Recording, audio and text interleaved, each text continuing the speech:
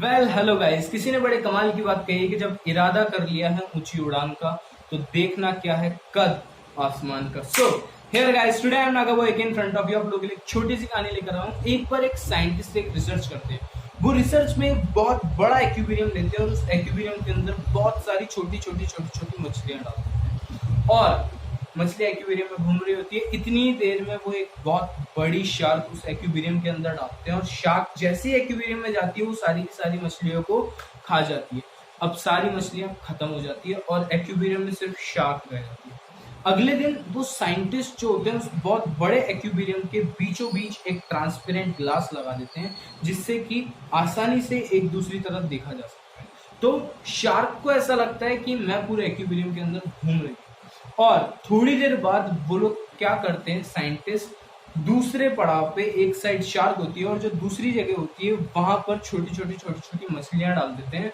और जैसे ही शार्क मछलियों को देखती है तो वो मछलियों को खाने के लिए बहुत जोर से उनकी तरफ दौड़ती है, लेकिन जो बीच में ट्रांसपेरेंट ग्लास होता है वो उससे टकराती है और वो सोचती है यार ये क्या हुआ।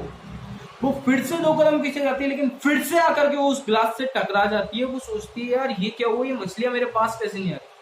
वो फिर से जाती है और फिर से कोशिश करती है लेकिन फिर से वो ट्रांसपेरेंट ग्लास बीच में आ जाता है और शार्क उससे टकरा जाता है। 10 से 15 बार करने के बाद शार्क थक जाती है और वो बोलती है यार एक और ट्राई करती हूँ। वो फिर पीछे जाती है और बहुत स्पीड से आगे आती है लेकिन वो ट्रांसपेरेंट ग्लास से टकरा जाती है। और थोड़ी देर बाद कोशिश करने के बाद वो एक कोने में जाकर के बैठ जाती है। आधे घंटे बाद वो साइंटिस्ट जो बीच में उन्होंने ग्लास लगाया होता है उस ग्लास को बाहर निकाल देते हैं। अब जो छोटी मछलियां होती है वो पूरे के पूरे एक्वेरियम में फैल जाती है और घूम रही होती है, लेकिन शार्क उन्हें खाती नहीं।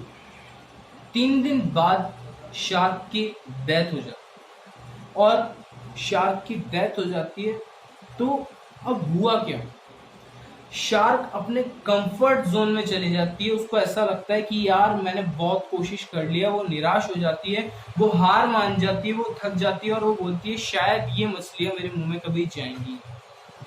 लेकिन वो जो ग्लास था वो ग्लास के हटने के बाद एक बार भी वो शार्क अगर ट्राई करती तो वो शायद सारी मछलियां खा लेती और अपना पेट भर सकती थी, लेकिन वो अपने कंफर्ट जोन में चली जाती है। ठीक इसी तरह इंसान का माइंड उसे धीरे धीरे उसके कंफर्ट जोन में ले जाता है और आदमी को पता भी नहीं होता कि वो अपने कंफर्ट जोन में चला गया। So guys, moral of the story क्या है कि ये पृथ्वी, ये ब्रह्मांड, ये दुनिया एक एक्वेरियम है।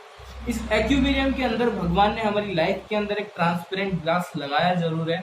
उसे तोड़ने में, उसके साथ मेहनत करने में बहुत ज्यादा दिक्कतें आती है, मुझे भी पता है। आप और मैं उस एक्वेरियम के अंदर जी रहे हैं। आज हम लोगों के लाइफ में कंटिन्यू जो भी पड़ाव आ रहे हैं उससे पहले हम लोगों की लाइफ में दिक्कतें बहुत आती है, लेकिन हम लोग हार नहीं मानते और आप लोग हार मत मानिएगा। एक ना एक दिन वो आएगा कि भगवान आपकी लाइफ से जो एक्वेरियम के बीच का ग्लास है वो खुद ब खुद हटा देगा और आप लोग वो जिंदगी जी रहे होगे जो आपने कभी सोची भी नहीं होगी।